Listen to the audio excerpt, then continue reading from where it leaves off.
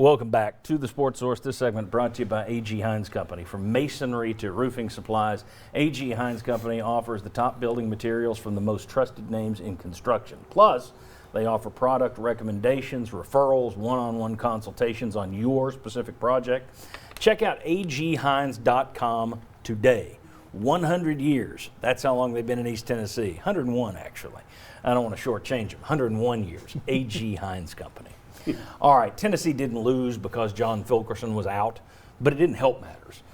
He was third on the team by a fraction in terms of fouls drawn per 40 minutes.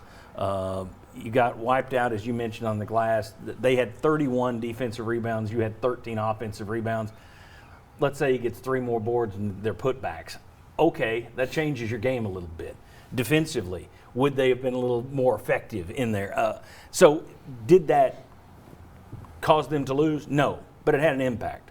My question is, you took a guy who, in Uros Plavsic, and I don't want to blame him, he hadn't played this year. And you took a guy whose high minute mark in the regular season was 6 against Tennessee Tech, and you started him for the first time all year in the NCAA tournament. I know his back was against the wall with Fulkerson out, but he didn't even play Plavsic in the second half. So my question is, did Barnes make the right call in starting Uros Plavsic in this game? Mark? Well, Uros played some decent minutes in those previous games. I said the same thing of, gosh, well, if he's now deemed a starter, then where has he been all regular season? So, sure, he could have started, and that could have been the right move, but it says more when you look at the fact that E.J. Anosike, Olivia Conway, that's been in the program for 2 years, some of these other guys can't step up to the plate and have warranted that starting position to where it's left to have to be Plavsic. Because I don't think Plavsic's played bad in a couple of those SEC tournament games. I think there's bigger issues from a point guard and shooting, like we talked about, than Plavsic necessarily. Okay. I think one reason he started Plavsic is that they didn't think Silva was going to do much because he averaged, 6.5 points a game? Yeah, 5 points. I think they thought they could get away with doing that. And as it turned out, it backfired because Silva, I think, scored 10 consecutive points. And so to the second-guessing decision, should you have started him, the answer would be no, he didn't even play in the second half.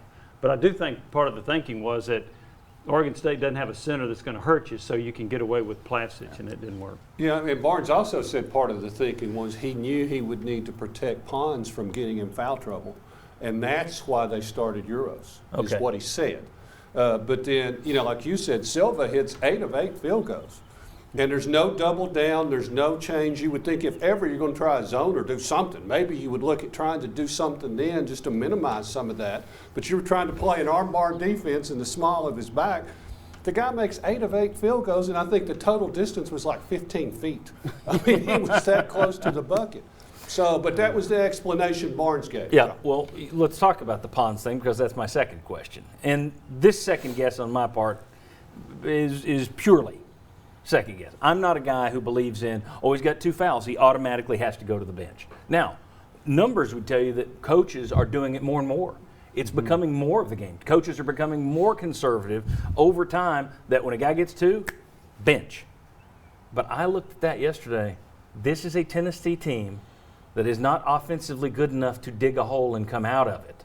So I would be more worried about ever falling into the hole rather than making sure I've got Pons for the last 5 minutes. I would have left him out there with his second fouls. And if he got a third foul, so be it. But I'd have left him out there rather than taking it out simply because of the makeup of this team offensively. I don't think it can dig holes and regularly get out of them. Well, what would you have done with Pons? Yeah, another reason, and I agree with you, I'd have played him more, and I understand that he had 2 fouls, but I'd have played him more because you didn't have Fulkerson. That was another issue. So you were a bit shorthanded there, and he's a senior. You hope that he's smart enough to play through that. I probably wouldn't have asked him to set any more screens because at least 2 of those fouls were on screens. And one's like 10 seconds into the second half. But I would have played him more just because I thought you were shorthanded anyway.